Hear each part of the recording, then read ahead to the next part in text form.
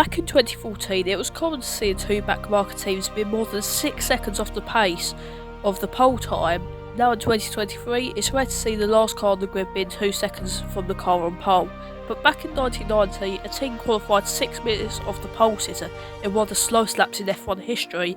This is the story of Life F1. Our story starts out in Italy, and with most Italian car companies, it involves Ferrari.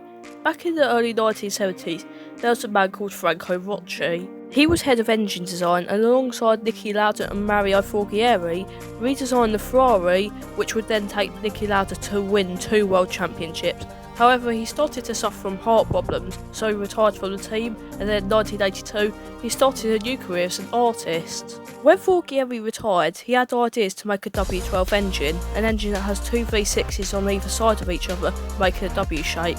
If you think the W engine concept is bad, the Bugatti Veyron uses one, but if done properly, makes a lot of power. At the end of the 1980s, a man called Ernesto Vita approached Rocci to ask him to design the W12 engine to sell to a big team in order to become an engine supplier because money.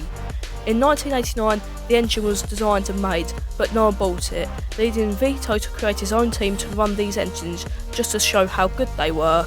The team would debut in 1990 with the Life L190, and the team's name came from the founder, Vito, which is Italian for life. The team had an engine, but not a car. This would be a minor inconvenience, so they decided to purchase a chassis from First Racing, a team that attempted to get into F1 but failed. The competition that year would be tough, but don't worry, they had a 480 horsepower engine. But the rest of the grid had engines that outputted 600 plus horsepower. That was not good.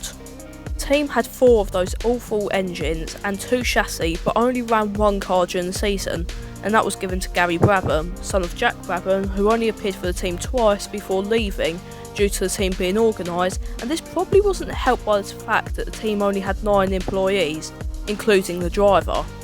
Now, it would be a good time to mention that Life not only had a bad engine, but also the heaviest car.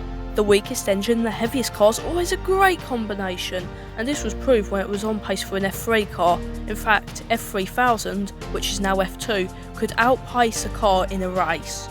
The team didn't have an RPM counter in the car, and they had to borrow a tyre pressure gauge from Eurobrun in order to have the tyres properly inflated.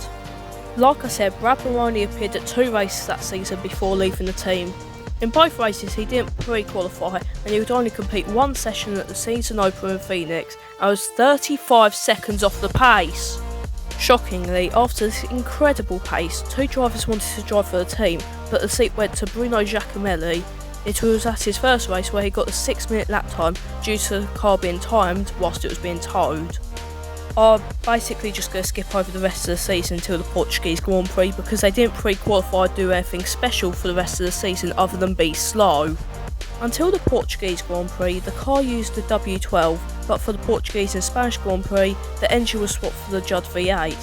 And there's another problem, the engine cover did not fit the car, leading to the car not competing a single lap in Portugal. But after the Spanish Grand Prix, the team was withdrawn, they folded and never appeared again, ending Giacomelli's F1 career.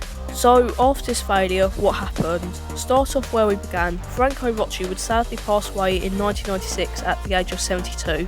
Bruno Giacomelli would compete in the Global GT Championship. Gary Brabham would compete in IndyCar before being convicted of something that will get my video demonetised. Just think of Jimmy Savile and you get the general idea. And for Vito, I can't find any info on him. The car became a relic of the past and was not used, and it fell into disrepair until 2009, where it was repaired and ran at the Goodwood Festival of Speed that year. That has been the story of Life F1, perhaps the worst team in F1 history, only rivaled by Andrea Moda and MasterCard Lola. Anyway, if you have enjoyed, like and subscribe, and I'll see you later.